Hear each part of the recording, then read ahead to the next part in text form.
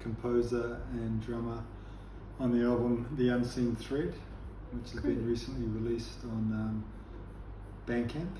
Great. And tell us a little bit about The Unseen Thread, please.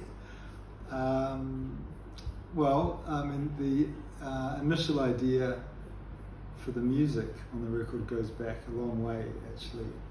I saw an exhibition of Fang reliquary objects at the Metropolitan Museum of Art in New York, and it really caught my imagination on a lot of levels. Similarly, I think, to the way a lot of African art in the late 1800s came to Europe and fired up a lot of the artists, Picasso and these kinds of people at that time, with the immediacy of the energy in the work.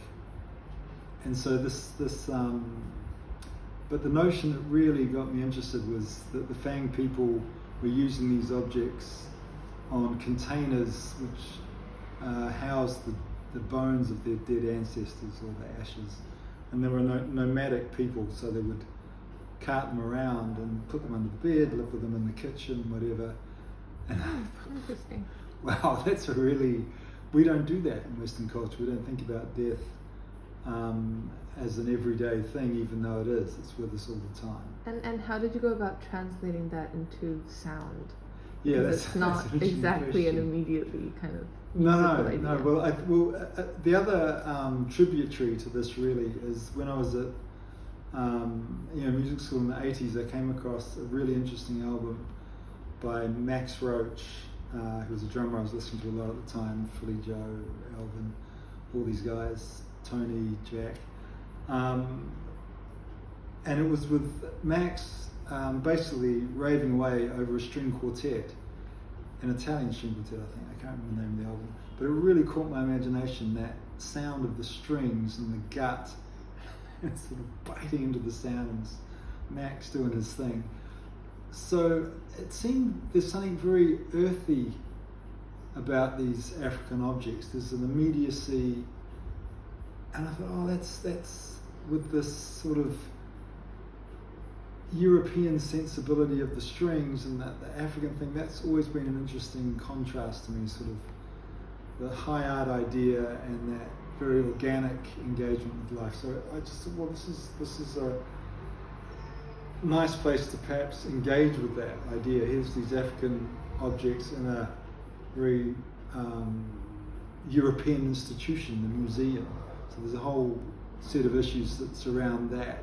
These objects were really for a particular purpose, and here I was looking at them as works of art extracted from their context. So that was another thing that was curious for me.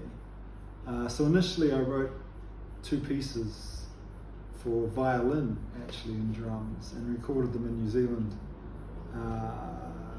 sometime in the 90s. And that was that. And then fast forward to 2021, 22, and I was playing a funk gig in Barcelona, and a guy came up to me after the gig who was a viola player and said, "Hey, you sound really good. I would like to play with you." Paul Cortese, he's the wonderful classical viola player, one of the leading lights on that instrument. So I thought, oh, okay, here's my chance to make some sketches and write some more pieces, and that's what ultimately became the record. That's amazing. That's great. And how did the process kind of work once you had a second musician participating in the project? Did you guys discuss ideas? Did you separately come up with all of the composition, or was it the latter? That's an interesting question, because Paul has not done a lot of improvising, and I come from a lot of that background. So the challenge was to write music that would extend his comfort zone and also allow me to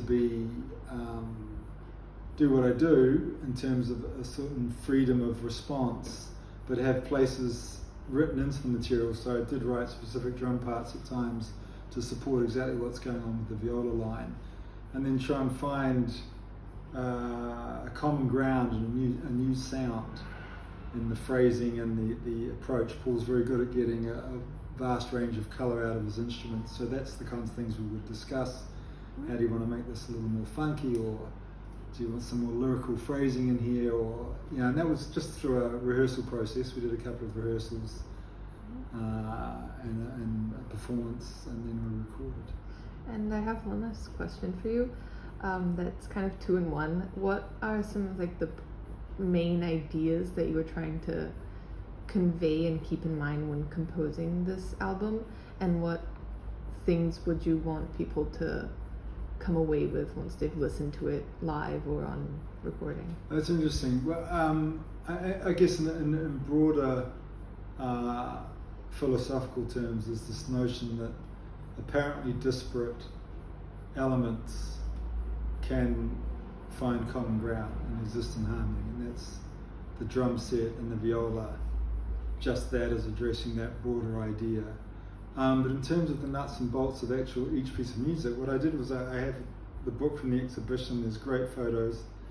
I flicked through the book, and the works that particularly drew my attention, I just sat with them for a while and tried to evoke the mood, the vibe, the character, really, of those particular pieces, and somehow find, something.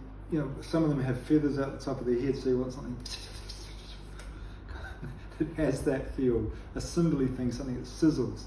Others are very somber, and there's this deep kind of calm presence, so you want, and then with the brushes or the mallets that speak to that kind of idea. So when people listen to it, I hope it pulls them into a hearing experience that's perhaps a little bit beyond what they're used to, and it restates my feeling that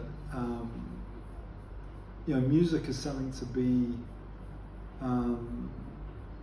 absorbed in the way we look at a painting. It's not just a passing entertainment for me. It's something that can pull us into a deeper place of listening, which is something to do with an awareness of presence, and that's definitely what these objects were doing for the Fang people. It was a connection to their ancestors. It's a connection to something that is unseen but nevertheless present, and I think that's a good thing to be reminded of in the 21st century. Fantastic, thank you.